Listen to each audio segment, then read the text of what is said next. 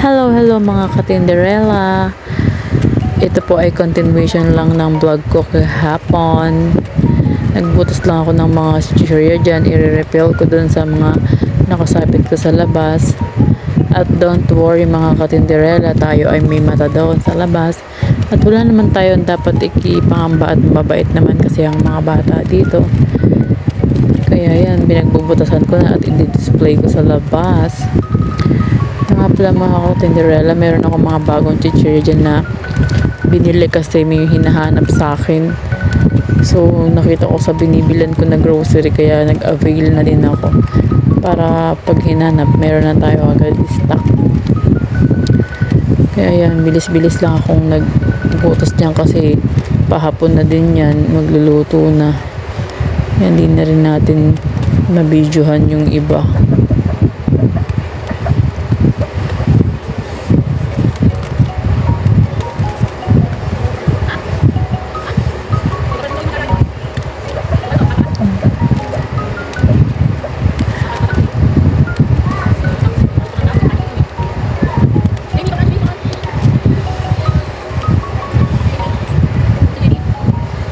Ayan, kaya patayo-tayo ako dyan mga katinderella kasi may mga bumibili ng pailan-ilan. Alam niyo naman pag may ginagawa tayo saka sila bumibili. Pero pag wala naman tayong ginagawa, wala naman bumibili. 'Di ba ang unfair din ano? Kaya syempre nagtsatsaga din tayo. Sabi nga nila, piso is better than zero. Kaya bakit hindi natin tsagain? Lahat naman nagsisimula sa maliit. Nakakasari pag napipiyot yung mga chichirya na mawalan siya ng hangin, nakakalungkot. Ginaagad ang person. Yan, sabit-sabit na lang natin. Bilis-bilis na lang natin isabit para makita na ng ating mamimili sa labas. Yan, pumayo na naman ng inyong tinderella at may bumili na naman. Totoo lang talaga kapag isang trabaho hindi mo matapos-tapos, pag patayo-tayo ka, wala tayong choice kundi magtiis, magtiyaga. Kung walang tiyaga, wala talaga tayo maiipon. Kaya kailangan natin tiyagain mga katinderella. Alam niyo ba mga katinderella, tumatagaktak na yung pawis ko dyan, sobrang init sa loob ng tindahan ko. Wala naman akong magawa kasi siyempre summer ngayon.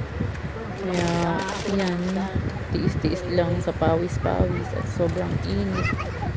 Kahit number 3 ko yung electric fan dyan, Diyos ko, wala talaga. Mainit pa rin yung binubuga.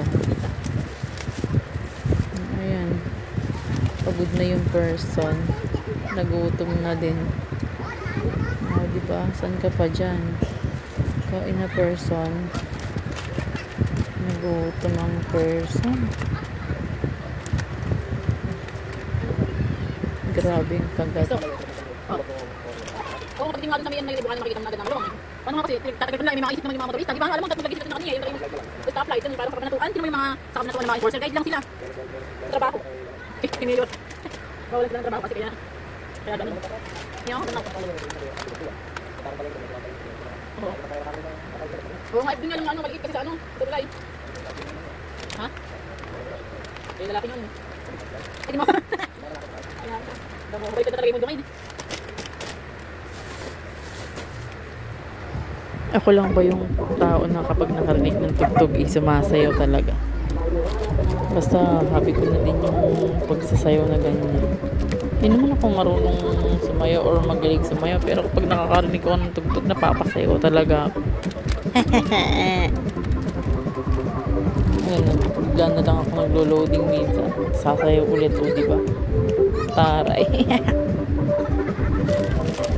At yan lang naman po for today's vlog. Thank you po. God bless.